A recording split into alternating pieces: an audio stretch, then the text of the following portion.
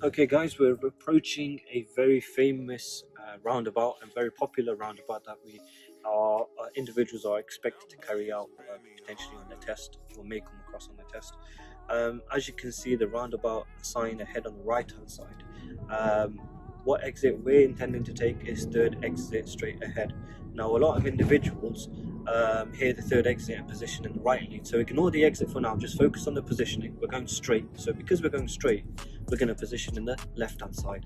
It's clear on the right, so what we're going to do is continue on. Now we're going third exit, so that's first exit. We're not going to get too close to the left. That's second exit. So we're going to make sure that the left hand lane, the line is to our left hand side, the white line. So now that we've passed second exit, we're going to check our mirrors and signal to inform road users that we're intending to take the next exit coming up. Okay, now this is a bit of a sharp bend, so we would ease off the gas just to get a bit of control. And then when we've got more visibility and the road is more straight, we can then accelerate a bit our speed. Okay, so what we're going to do is zebra crossing ahead, so we're going to check to see if it's clear. At the roundabout, what we're going to do is continue on straight ahead. Okay guys, as you can see, the sign on the right hand side is telling us we're going third exit right, ring road. The sign on the left is telling us we need to be in the right hand lane. So what we need to do is check our mirrors in good timing and signal and move over to the right. Now we want to ease off the gas and give ourselves a bit more time because the road is quite a short distance, so we're giving ourselves less time. So the less we accelerate, the more time we have to check our mirrors, signal, position in the lane, etc., and also make these judgments and decision making that we need to do as well. Okay, so we're going to continue. Once that's first exit, we're going third exit. We're going to keep it in the right hand lane because as you can see it says ring road. Past second exit. Now if you happen to be in Asda, no problem, it still takes you to the same exit. Once you've taken your exit, you need to check your mirrors and signal and switch over. So we've checked our mirrors and signal and taken our exit. Now we'll keep it as close as we can to the right hand side. If you ease off the gas a little bit and position yourself a little bit more towards the right, it'll make life a lot easier. So the slower you drive, the more control you have. Try it out, trust me, you'll thank me later for it. So we're approaching the traffic lights a little bit slow, and as I was saying that, before I could finish my sentence, the traffic lights changed. So always approach traffic lights in a slow speed with a low gear, ideally gear 2. And once you get to a point where you're seconds away from stopping, then go into gear 1.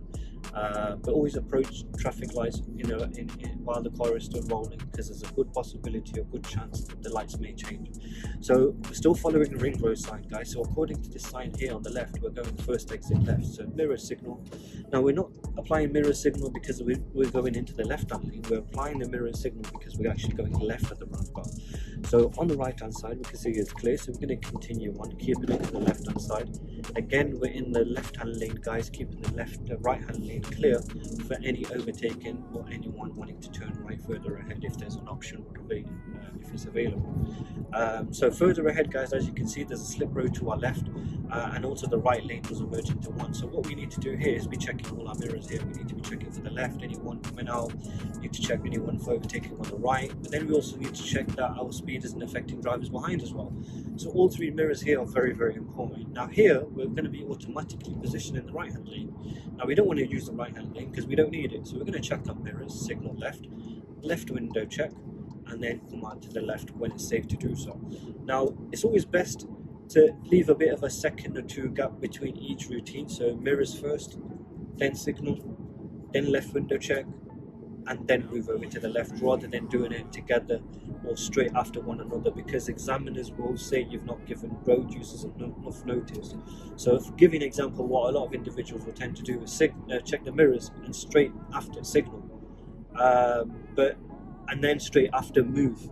And in that situation, it just looks like you're just trying to tick off a box to say you've done it. It's not really an exercise of you carrying it out the way it should be in the manner that it should be. So always leave a little bit of a gap in between each routine or each step, just so that you've got that little bit of a pause as well. Okay, so we're taking the next exit, which is Alveston A5111. We know our exit's coming up because we've got the countdown markers, which is slightly hidden on the left. It's 3 lines, so there 300 yards, and now we've got the 200 yards.